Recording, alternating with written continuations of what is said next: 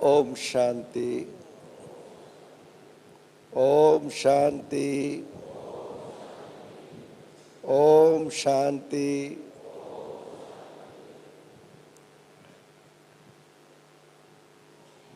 आप सब भाई बहनों को देख करके बहुत बहुत अच्छा लग रहा है। वैसे तो आप सब जानते हैं कि जब से ये सीज़न शुरू हुआ है, विशेष भाई बहनों के लिए भट्टियाँ रखी गई हैं। टीचर्स के भी 3 ग्रुप आए थे। हर ग्रुप की अपनी विशेषता है। ख़ास हमारी मुन्नी बहन ने जब आपके लिए प्रोग्राम बनाया तब हम लोग वहीं पर थे। बहुत ही अच्छा लगा कि ख़ास ये लक्की चांस, डायमंड चांस युगलों को मिल रहा है। युगलों को मिल रहा है ये चांस, बहुत अच्छा लगा। क्योंकि हम उन दिनों में बाबा के पास आए जिन दिनों में बाबा के पास जो बच्चे आते थे, बाबा को अपना बनाते थे, बाबा के बनते थे, उनकी संख्या बहुत कम हुआ करती थी, बहुत कम।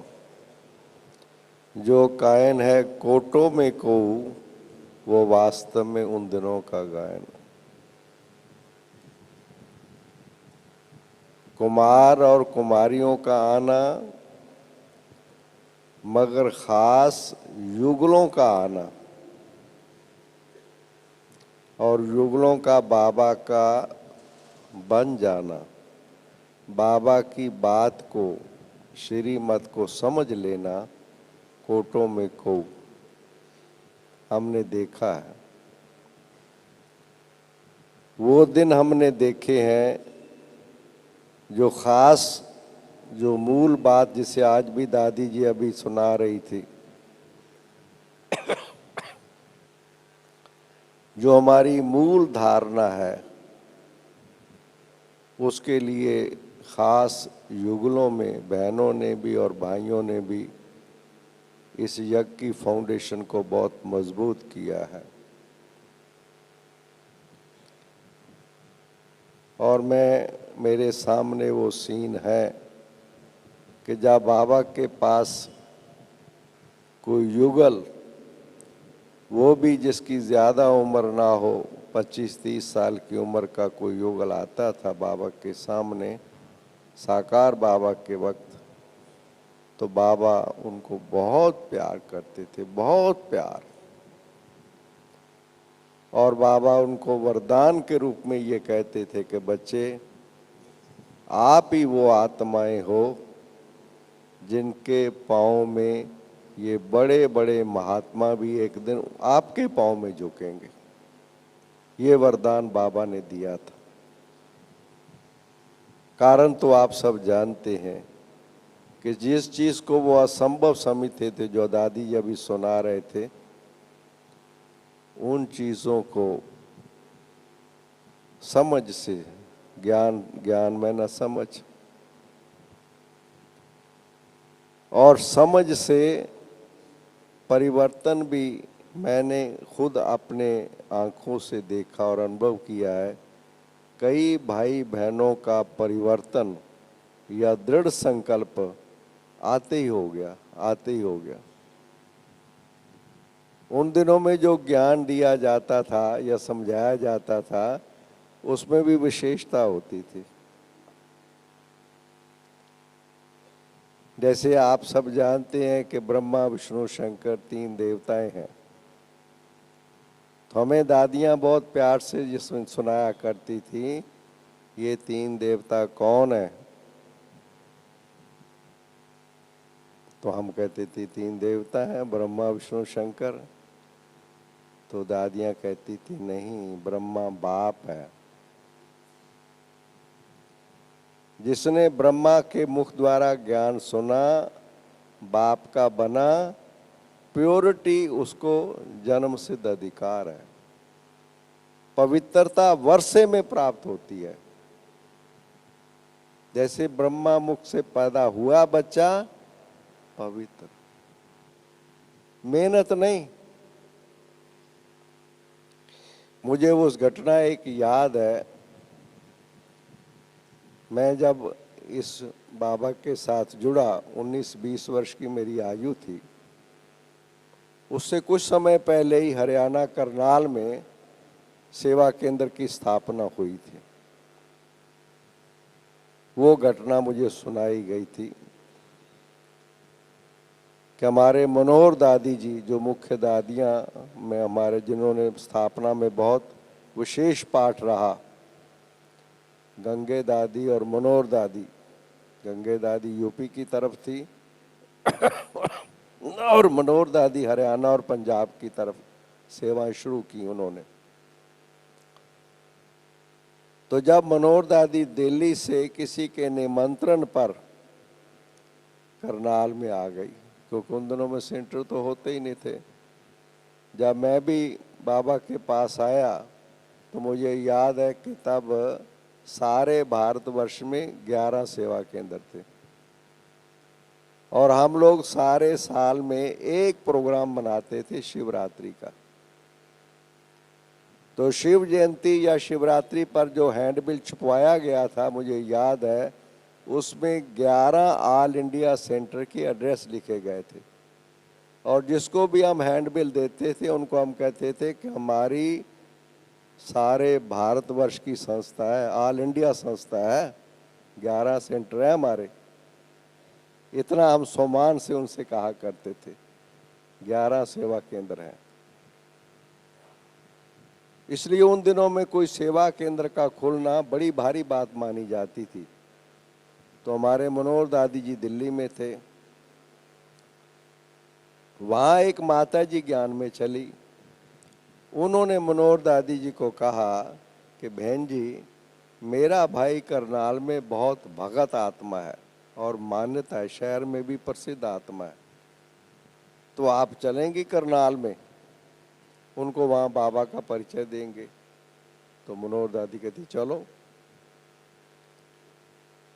वहाँ से करनाल में आ गए और उन्होंने, उसके भाई ने वहाँ कुछ लोगों को निमंत्रण दे करके 7 दिन का कोर्स रखवा दिया।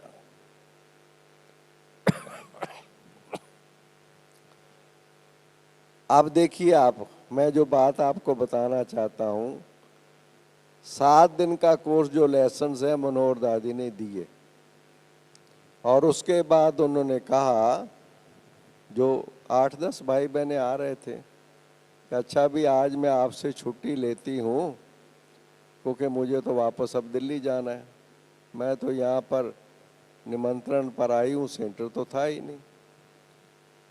तब वो जो भाई बहनें थे उन्होंने कहा कि बहन जी आप चले जाओगे, हमें जो आपने ये ज्ञान सुनाया है तो हमें कौन सुनाएगा।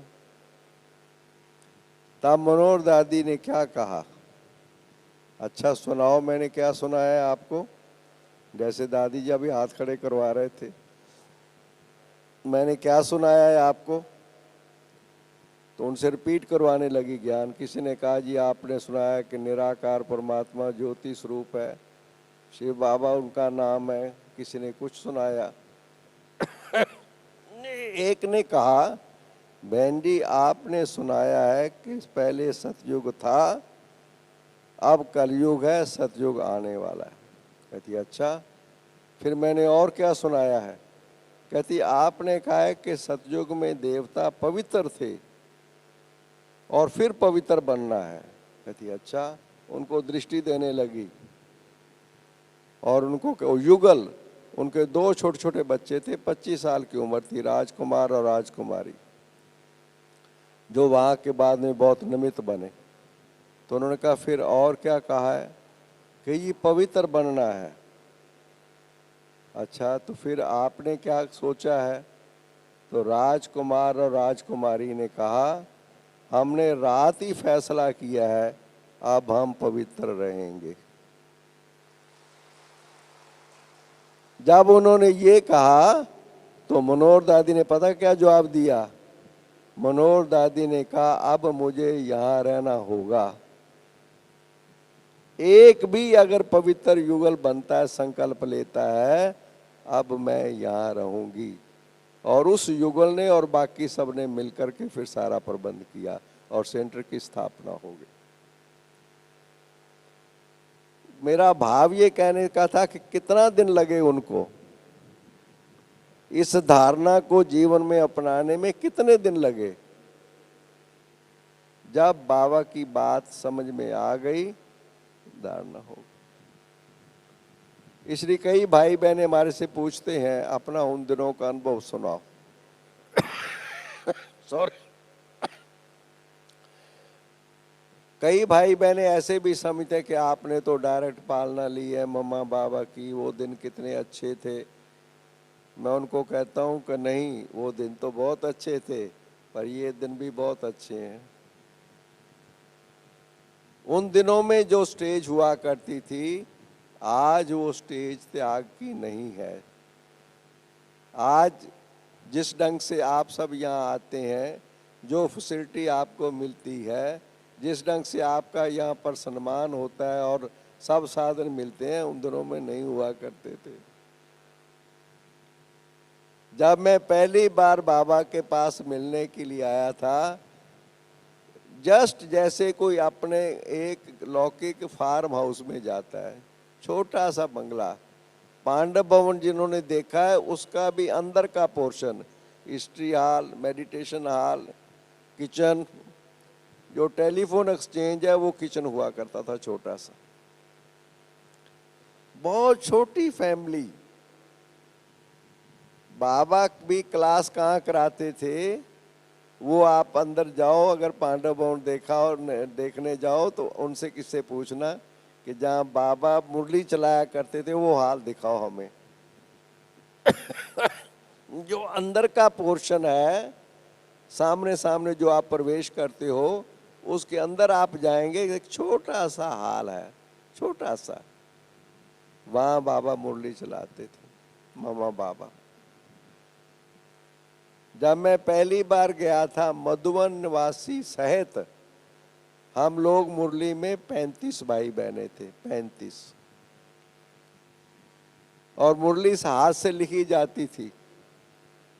और जब मुरली हम लिखते थे, जिसका हिंदी अच्छी होती थी उनको कहते थे आप लिख दो, वो फिर लिथो होती थी, वो कापियां जाती थी बाहर सेवा केंद्रों पर। तो जब मुरली हम लिखते थे तो हम नीचे अपना नाम लिख के याद प्यार अपनी भेज देते थे, और नीचे ये लिखते थे कि मधुबन का सीजन फुल चल रहा है। 35 भाई बहने आप देखिए, क्योंकि पार्टी में कितने आते थे, 35 जब टोटल होंगे तो पार्टी की में आने वालों की संख्या कितनी होगी? 2 या 4, 2 या 4, 5, 6, बस इतने से ज्यादा नहीं पार्टियों में आते थे। कारण क्या था कि जो हमारी दादियां जिन्होंने बाबा के साथ रही 14 साल तक, उसके बाद भी, तो दादियों को बाबा से, मम्मा से बहुत प्यार था। वो तो बाबा के कहने पर, श्रीमत के अनुसार बाबा ने सबको भेजा। मगर विद दिस कंडीशन बाबा ने भेजा कि आप बच्चे वापस तब आना, पंडा बन के आना, किसी ना किसी को साथ लेके आना। तो इसलिए वो आना तो खुद चाहती थी, कोई 1-2 भी तैयार हो जाता था, कहती चलो बाबा के पास, चलो बाबा के पास मिलने चलो। तो 2-2 को लेकर के, 3-3 को लेकर के बहनें पहुंच जाती थी बाबा के पास। इसलिए वो रूप जो था बहुत छोटा। इवन जो पांडव भवन है, उसका जो बाहर का गेट अभी ओम शांति भवन की तरफ है, वो गेट हम कभी यूज नहीं करते थे। नक्की लेक पर हम घूमने कभी नहीं जाते थे अपने आप। जंगल, मम्मा बाबा हम लोगों को दिन के टाइम पर ले जाते थे घुमाने के लिए। बहुत छोटी फैमिली, जिसे आप कहेंगे कि एक छोटा सा परिवार की तरह था। और जो पीछे किचन से नीचे रास्ता जाता है बाजार की तरफ, उस रास्ते को यूज़ करके हम लोग जाया करते थे। और नीचे से ये जो टैक्सीज कारें वगैरह कुछ नहीं थी, ट्रेन से आते थे और आबू रोड बैठ जाते थे। जब बस वहाँ से मिलेगी फिर वहाँ पर आ जाते थे। और यहाँ आकर के बिस्तरा लगा हुआ मिलेगा, सब चीज़ें मिलेंगी, नहीं हुआ करता था। अपना टैची बिस्तरा सिर पर रखो और पैदल चल करके पहुँच जाओ। ट्रेन में भी काम आता था। आपको हंसी आएगी, हम लोगों को उस वक्त यही पता नहीं होता था को रिजर्वेशंस करवानी होती है। मैं छोटा था, मैं तो ट्रेन में कभी गया भी नहीं था। जब मैं ट्रेन में आ गए हम लोग बाबा से मिलने के लिए, तो एक बार रिजर्वेशन शुरू होगी 3 टायर जिसे हम कहते हैं, 3 टायर 2 टायर। तो कोई भाई आपस में बात कर रहे थे, भाई खड़े होकर के कि 3 टायर में जाना है, रिजर्वेशन में जाना है, कुछ बात कर रहे थे। तो मैं खड़ा होकर उनसे पूछने लगा, ट्रेन में जाना है या बस में जाना है? वो कहते ट्रेन में। मैं कहा टायर की क्या बात कर रहे हो? हमें यही पता नहीं था कि ये 3 टायर जो होता है ये रेलवे का होता है। मैंने कहा ये जाना ट्रेन में और बसों की बात क्यों कर रहे हो? दूसरी बात हम आपको सुनाएं।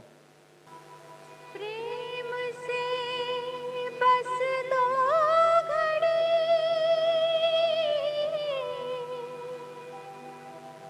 प्रभु का ध्यान कीजिए, प्रभु का ध्यान कीजिए।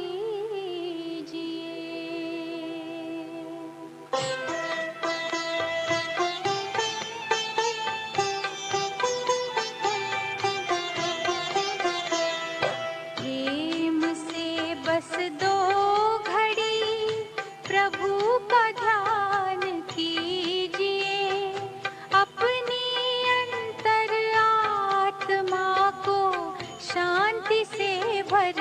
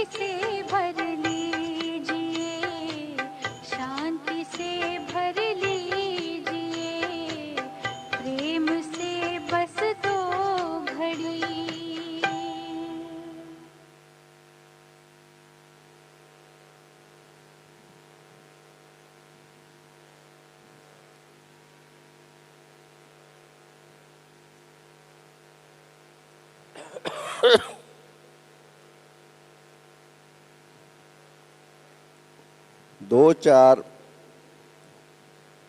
उन दिनों के जो विशेषता है वो मैं आप सबसे शेयर करना चाहूँगा। जो आज भी मैंने देखा है कि हमारी जो क्लासेस आप लोगों की चली हैं, कुछ बहनों ने बहुत ज़्यादा इस बात की ओर तरफ जोर दिया है कि जो चीज़ हम सुन रहे हैं, समझ रहे हैं, जो चीज़ हम सुन रहे हैं, समझ रहे हैं, उनके स्वरूप बनाने में फर्क नज़र आता है।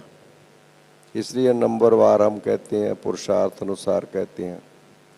उन दिनों में मैंने देखा, जो मेरा अनुभव था, कि उन दिनों में ये नंबरवार पुरुषार्थ अनुसार की बात नहीं होती थी। ये सच्चाई है। जो भाई बहनें भी बाबा के उस समय पर बाबा के पास आए,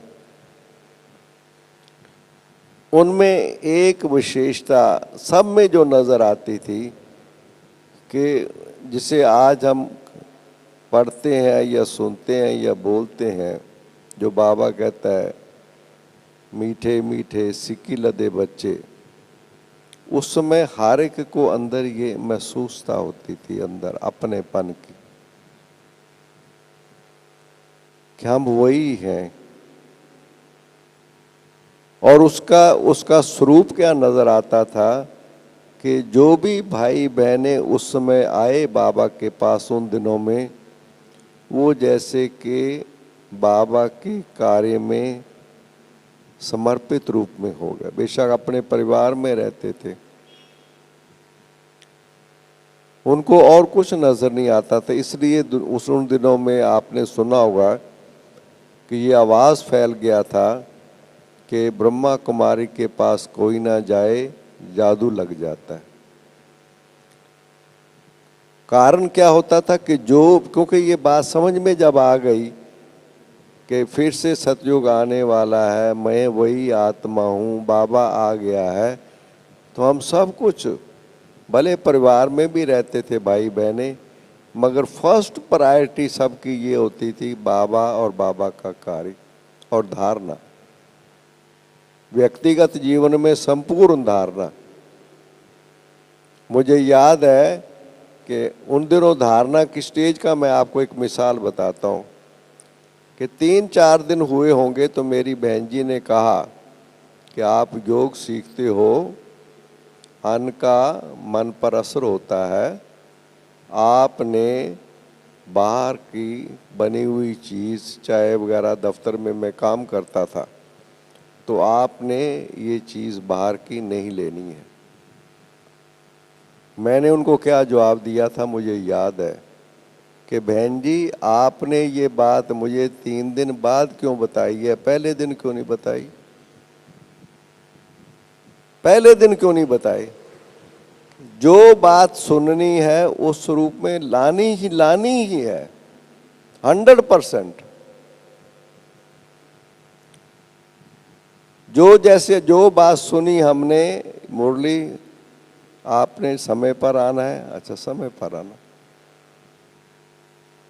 हमें याद है कि जैसे योग 5 बजे शुरू होता था, मुरली 6 बजे शुरू होती थी। समझो, हम लोग 5 बजने से 5 मिनट पहले पहुंचना ज़रूरी समझते थे कि लाल बत्ती होगी, मेरा पीरियड शुरू हो गया है, टीचर आ गई है क्लास में। हम उसको एब्सेंट मानते थे, समझते थे। अब आप देखिए, अगर 1 घंटा हम आकर के योग में बैठेंगे तो उसका इफेक्ट कैसे होगा। अगर हम दौड़ते दौड़ते आकर के मुरली सुन भी लेंगे, योग मिस हो गया, तो इसमें मैं आपको एक बात सुनाता हूँ। उन दिनों में जो हमारी दादियाँ थी, उनमें भाषण करने वाली बहुत कम थी। मनोहर दादी, गंगे दादी, दादी चंद्रमणि, बाकी और दादियाँ तो थी। ज़्यादातर दादियाँ जो थी वो योग कराती थी, बस मुरली कभी सुना देती थी, भाषण नहीं करती थी। मगर वो बात इतनी ताकत वाली सुनाती थी, जब भी बोलती थी ना, बड़ी इफेक्टिव होती थी। अभी मुझे 5-7 दिन, 8 दिन हुए होंगे तो मनोहर दादी के साथ एक दूसरी दादी रहती थी, वो मुझे कहती इधर आओ। मैंने आगे भी ये बात सुनाई है, कहीं उन्होंने सुनी होगी। मुझे कहती इधर आओ, मुरली पूरी हुई तो मुझे कहती इधर आओ। मैं चला गया, कहती है मुरली कौन सुनाता है? मैं थोड़ा मुस्कुराया कि मेरा ये टेस्ट ले रही है। मैंने कहा शिव बाबा सुनाता है। शिव बाबा के साथ आपके कितने संबंध हैं? फिर मैंने मुस्कुराया, मैं कहा मुझे समझती शायद मैं नहीं जानता। मैंने कहा 3 संबंध हैं। फिर कहती कौन कौन से? मैं क्या बाप, टीचर, सतगुरु, जो हमने आप इतने दिनों में सीख लिया था। तो मुझे कहती है नहीं, सिर हिलाने लगी, ऐसे करने लगी, आपका संबंध तो एक है। मैं क्या क्यों? मुझे बहन जी ने सुनाया है बाप, टीचर, सतगुरु। कहती नहीं, आपका संबंध एक है। आप रोज मुरली सुनते हो, चले जाते हो, मुरली सुनते हो, चले जाते हो, टीचर का संबंध है। मैंने कहा बात तो ये ठीक कह रही है। मैंने कहा बाप का संबंध है, उसका क्या मायना है? फिर बाप का संबंध, कहती बाप का संबंध मायना है कि दिन में किसी टाइम चक्कर लगाओ सेंटर पर, आके पूछो, जैसे घर में कोई आता है, बहन जी कोई काम है, तो बाप के घर में आओगे ना, ये संबंध होता है। मैंने कहा अच्छा सतगुरु? कहती शाम को योग करने आओ।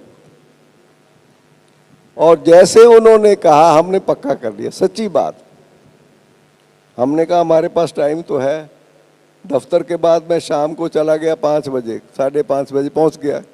मैं कहा बहन जी ओम शांति, मैं आ गया हूँ, कुछ काम बताओ। कहती है नलका चलाओ और बूटों को पानी देने लो, पौधों को पानी दो। कुछ दिनों के बाद मैंने देखा वो इंतजार करते थे, वो भाई आएगा, उसको ये काम कहना, उसको ये काम कहना है। 1 महीने के अंदर मैं घर का मेंबर बन गया, 1 महीने के अंदर। ये है अपनेपन का। और शाम का जो योग है, जैसे सतगुरु, आज भी शाम का समय होता है, हमारा संकल्प जाता है। हमने बाबा के सुबह बेशक अमृत वेला किया है, क्लास में भी योग किया है, शाम को भी हमको योग करना है। ये छोटी छोटी बातें मेरा कहने का है कि कितना उनका ध्यान जाता था। इन्हों को सिर्फ सिर्फ सुनाना नहीं है, उन दिनों में हर एक को होता था इनको बनाना है। चाहे परिवार में रहने वाले थे, हर एक को लक्ष्य दिया जाता था, इन्हों को वारस है, ये वारस है। पर भले लौकिक घर में बच्चों को संभालें, कुछ भी करें, मगर इनका तन मन धन श्रीमत के अनुसार है, समय संकल्प श्रीमत के अनुसार है। इसलिए हर कोई ये संकल्प रखता था परिवार में रहने वाला, हमको बाबा का वारिस है, सेवा करनी है। हमें याद है हमारी टीचर हमें ट्रेनिंग दिया करती थी, मुरली सुना करके। उन दिनों में ना तो चित्र होते थे, ना लिटरेचर होता था, कोई चीज़ें नहीं थी, कोई इस बात में चीज़ें बनी हैं। अब हम लोगों को कहते थे आप सुनाओ, अब क्या सुनाए, किसी को सुनाना में आता नहीं था। हम फिर कहते थे बहन जी कोई नहीं सुनता है। कहता नहीं कोई सुनता है। हमने कहा कोई नहीं सुनता है। अच्छा दीवार की तरफ खड़े होकर सुनाओ, दीवार को सुनाओ। चाहते वो ये थे कि हम सीख जाएं, बोलना सीख जाएं और लोगों को ज्ञान सुनाएं, बाबा की बात सुनाएं। हर एक भाई बहन जो क्लास में जो आता था, जैसे कि उसको ट्रेनिंग ये दी जाती थी कि नहीं आप भी बाबा का 100% वारिस हो। उन दिनों में मैंने ये देखा, मधुबन जब आते थे मम्मा बाबा के पास, जैसे ऐसे हमें बाबा को जैसे देखा, बाबा की दृष्टि पड़ी, अंदर थॉट्स चेंज हो जाते थे, एकदम चेंज हो जाते थे। जिसे हम आज कहते हैं कि मैंने कहा ना सिक्की लदे, बच्चे अंग्रेजी वाले बड़ा अच्छा इसका ट्रांसलेशन करते हैं, long lost and now found. अंग्रेजी में ये कहते हैं सिक्की लदे। इतने समय से बिछड़ गए थे, वो फिर बाबा के मिले आकर के, ये फिर ऐसे सामने आते थे हमें। जैसे हम बाबा के पास सामने आते थे, मम्मा के या दादियों के पास सामने आते थे, जैसे ये अंदर लगता था कि ये अपनेपन की फीलिंग, अपनेपन की, ये वही है, हम भी वही हैं, ये भी वही है। इसलिए अंदर वो जो स्टेज थी हमारे परिवर्तन की, जिसे हम कहते हैं परिवर्तन, बस अंदर अंदर ये समझ, जैसे ज्ञान अंदर आ गया ना, समझ आ गई। बेसिक चीज क्या है? समझ अंदर है, रियलाइजेशन है अंदर में कि मैं कौन हूं, वही तो हूं मैं, वही आत्मा जो सतयुग में आया था। ज्ञान तो वही है ना, सब वही सुन रहे हैं ना, वही जो हमने सुना है वही आप सब सुन रहे हैं, सब वही चीज, बहनें वही सुना रही हैं। मगर ज्ञान सुनने के बाद अंदर अंदर क्या थॉट्स क्या चलते हैं, भले हम परिवार में रहें, व्यवहार में रहें, दफ्तर में रहें, कारोबार में रहें, कहीं भी रहें, मगर सवाल ये है कि हमारे थॉट्स अंदर क्या हैं, हमारे अंदर अंदर क्या चीज है। तो उन दिनों में मैंने देखा कि और दूसरी ये बात मैंने देखा, केवल ज्ञान नहीं, ज्ञान के साथ कर्म जो है ये भाग्य बनाता है। ज्ञान तो है, पर ज्ञान के बाद कर्म जो है ये बहुत श्रेष्ठ भाग्य बनाता है। हम लोग जो है बेशक रहते थे परिवार में या व्यवहार में रहते थे, मगर हम लोगों का अंदर में जैसे यही कुछ करना और कुछ नहीं। और मैंने देखा जो बाबा की और दादियों की पर्सनैलिटी में, आज भी आपने देखा गुलजार दादी आके बैठे थे, देखो किस सारा माहौल कैसे बदल गया था सारा। उनके अंदर सारे वाइब्रेशन को बदलने की शक्ति, सारा माहौल बदल देते ये आत्माएं।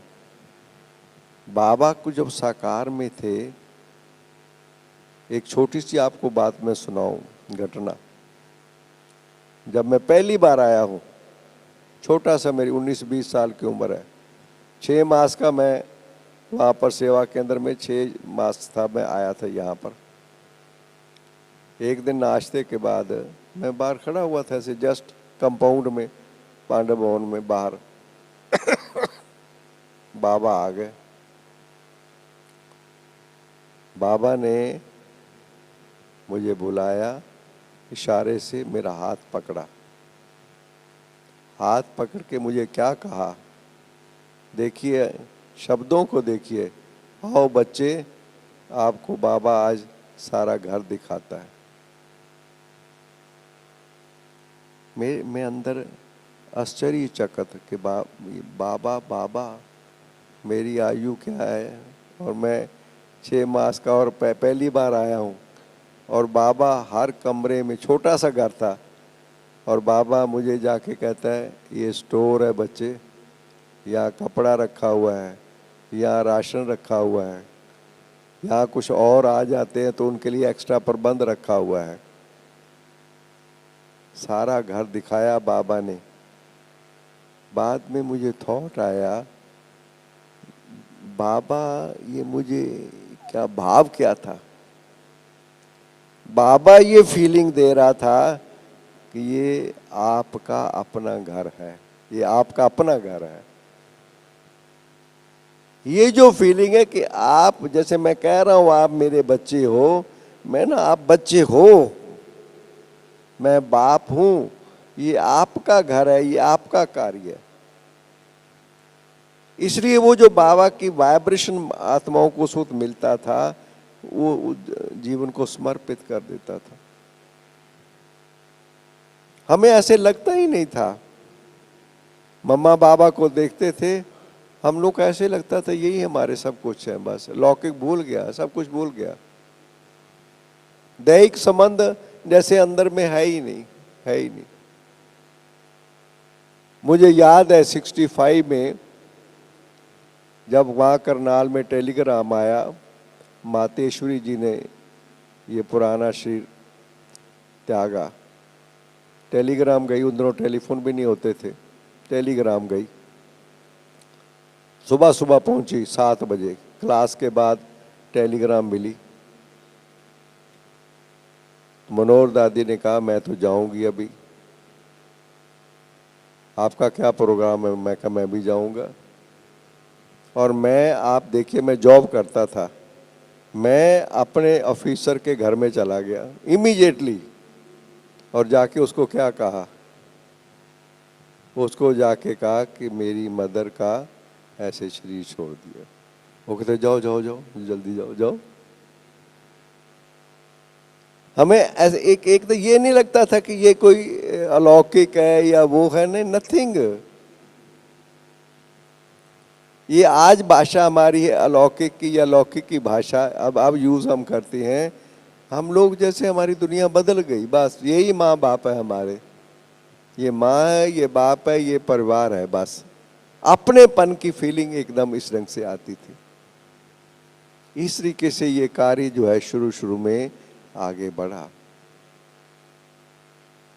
भले मैंने आपको बताया कि सुविधाएं जो है किसी किस्म की कोई सुविधा नहीं थी, कैसे हम खाना खाते थे, कैसे हम बैठते थे, क्या उसमें साधन थे, वो अलग चीज है, वो अलग टॉपिक है। मगर वो उन चीजों की जरूरत नहीं, आवश्यकता नहीं। इतना स्नेह प्यार जो जिसे कहते हैं बाबा के द्वारा हमें जो स्नेह प्यार, दादियों के द्वारा, या वो जो चीज अपनेपन की फीलिंग आई, उसने सब कुछ बोला। हमें ये चीजें चाहिए ही नहीं है। मुझे याद है जब ओम शांति भवन बना,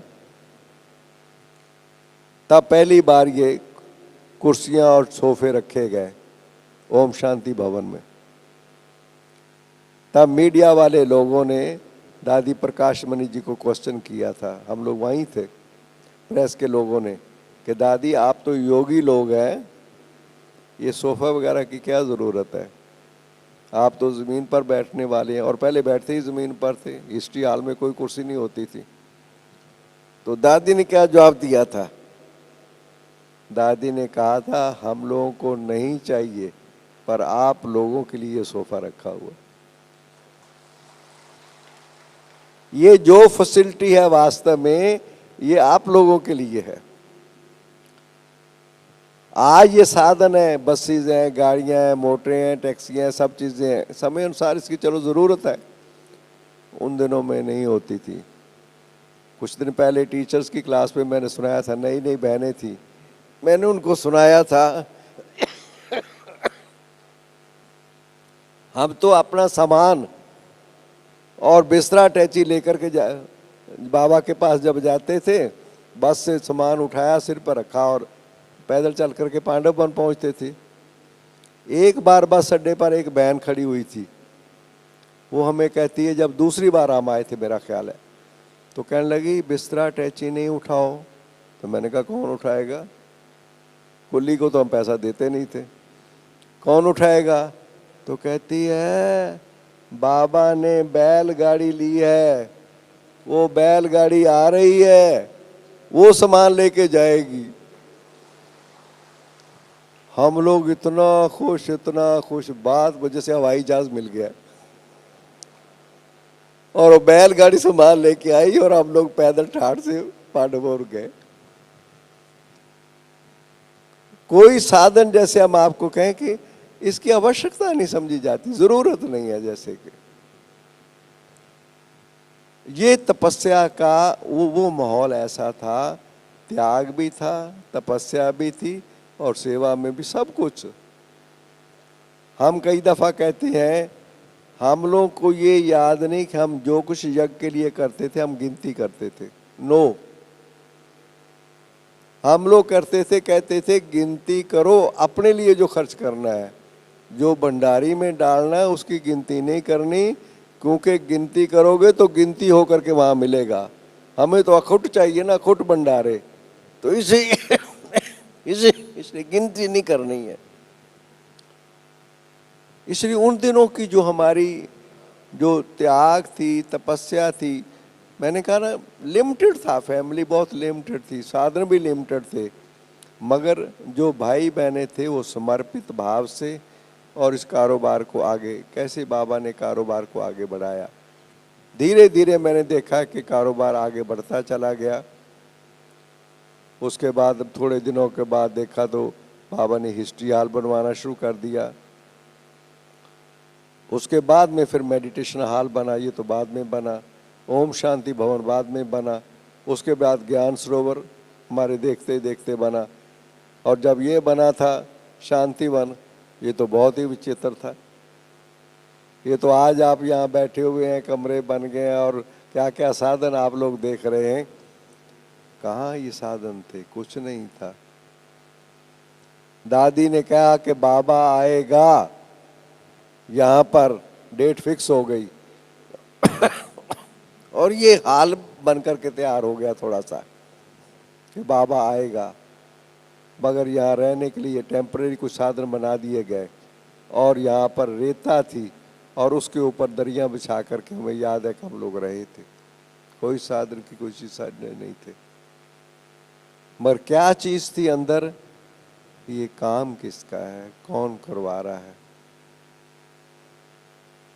और ये जो चीज संकल्प था, ये संकल्प आज कार्य कर रहा है। आज देखो, मैं कई देशों के अंदर भी गया, विदेशों के अंदर, और जगह जगह मैं जाता रहता हूँ। जहाँ जाता हूँ आज आप देखो, इतने भाई और बहनें साधन संपन्न बाबा के कार्य के साथ जुड़ते जा रहे हैं। और सब उस सारे को ऐसा महसूस होता है कि ये बाबा का है। ये जो कार्य है, जितना भी अब काम करना कौन मुश्किल लगता है? क्या कौन सा काम मुश्किल लगता है? और अब आगे आप देखिए, अब ये हाल जब बना था तो ऐसे सोचा था कि इतना बड़ा हाल छोटा हो जाएगा। ये भी छोटा हो गया है। मनमोहनी वन बनाया है, देखिए वो भी छोटा होता जा रहा है। भाई बहनों की संख्या और बढ़नी है और संख्या बढ़ती चली जानी है। मगर सवाल सिर्फ ये है, कार्य तो आगे बढ़ रहा है और बढ़ेगा ही निश्चित तौर पर।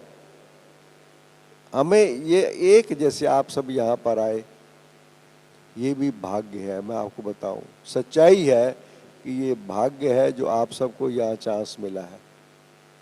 ऐसा चांस मिलना भी अब आगे चल करके आप देखना, ये भी गायन होता चला जाएगा।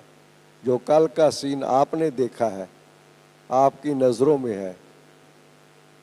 जब आप यहाँ से लौटेंगे, कितने भाई बहनें आपको पूछेंगे और आप कहेंगे हमने अपने आँखों से देखा कि दादी कितना समय यहाँ पर सबके साथ थी। ये सीन आपने देखा ना? ऐसे हम लोगों ने सीन देखे हुए हैं। आगे चल करके ये भी हिस्ट्री बनता जाएगा, ये भी इतिहास बनता चला जाएगा। ये चांस भी जो है, कैसे भी मैं जानता हूं कि जो भाई बहने यहाँ पहुंचे हैं जगह जगह से, कुछ कई आए हैं जिन्होंने आना था, कई नहीं भी आ सके, कई मुश्किल से छुट्टी ले गए या कैसे प्रबंध लेकर के पहुंच गए हैं। मगर जो पहुंचे हैं, वो जो सुख मिल रहा है आज, इतना नज़दीक से अब गुलजार दादी के सामने बैठना और इतना वरदान प्राप्त करना, ये कोई कम बात है। आगे चल करके जो समय आने वाला है, ये भी आपको वैल्यू देगा कि ये टाइम भी कितना वैल्यूएबल था जो हम लोग यहाँ पर। अब भी समय है जो बाबा इशारा दे रहा है। कल दादी ने भी इशारा दिया साकाश देने का। भाव क्या है? तपस्या का। मैं बहुत जगह पर जाता हूँ, सेंटरों पर, बहुत जगह पर, मुझे एक थोड़ा सा लगता है कि भाई बहनों में बैठ करके मन को एकाग्र करें, ऐसे फ्री होकर के बैठ जाएं, इसमें मुझे थोड़ी सी कमी नज़र आती। मैं आपको सच्चाई बताता हूँ। मुरली से प्यार है, मगर ऐसे बैठ जाएं बिल्कुल। जो हम लोगों ने सुख लिया है, 3-3 घंटे हम लोग एक थॉट में बैठ जाया करते थे। हर संडे को 3 घंटे हम लोग बैठते थे एक थॉट के अंदर। जो जहाँ बैठ गया वहाँ बैठ गया। और वो जो सुख मिलता था, शक्ति मिलती थी, वो आज भाई बहनों के अंदर हमें ये अंदर आता है कि नहीं, करना चाहे अभी भी कर सकते हैं, अभी भी प्राप्ति हो सकती है। ऐसा नहीं प्राप्ति नहीं हो सकती। मगर है सिर्फ ये बात है कि अंदर संकल्प की बात है कि इसके लिए टाइम निकालना है। ये कमी नजर आती है, थोड़ी सी ये लिटल चेंज की जरूरत है। हमें तपस्या करनी है। अमृत वेला है, क्लास में योग के समय पर पहुंच करके तपस्या करनी है, बाबा के रूम में बैठना है। ये जो आज थोड़ा सा हम आप यहाँ पर आए हैं, ये अंदर के मैंने वो कुछ टाइम लिमिट करो, मिनिमम 2 आवर्स, दिन में 4 बार आधा आधा घंटा। अच्छा, सेवा केंद्र पर 2 बार अपने को स्थान बनाओ, वहाँ पर अपने घर में बैठ जाओ बिल्कुल फ्री होके, मोबाइल टीवी वगैरह सब फ्री होकर के एकदम। वो चीज अगर जिसके अंदर जैसी आती जाएगी वो हमारे वो ताकत का काम करेगी अंदरूनी। हम आपको बताएं वो ताकत है। एक थॉट में बैठ जाना, जैसे अंदर लाइट हो जाना, ऐसे अनुभव करना। वो जो मम्मा बाबा से हम लोगों ने, दादियों से, मम्मा बाबा से वो हम लोगों को मिला है, सुख मिला है, वो हम कहते हैं कि आप सबके लिए, भाई बहनों के लिए देखता हूं मैं तो अंदर संकल्प आता है कि नहीं ये चीज की ना निश्चय है, धारणा है, सहयोगी आत्माएं हैं, बाबा के कार्य को आगे बढ़ा रहे हैं, तन मन धन सफल कर रहे हैं। मगर तपस्या का जो रूप है थोड़ा सा उसको बढ़ाने की जरूरत है, क्योंकि ये तपस्या जो है ये हमारे थॉट्स के अंदर जो चेंजेस लाती है, वो सारे वाइब्र जो कहा कभी साकाश की सेवा है, इसकी तरफ ध्यान देने की ज़रूरत है। और मेरा पूरा विश्वास है कि आप सब जो यहाँ आए हैं, यहाँ से जब लौटेंगे तो आपका इस तरफ ध्यान ज़रूर जाएगा और ये चीज़ हमारी अंतिम स्थिति को नज़दीक लाएगी। धन्यवाद।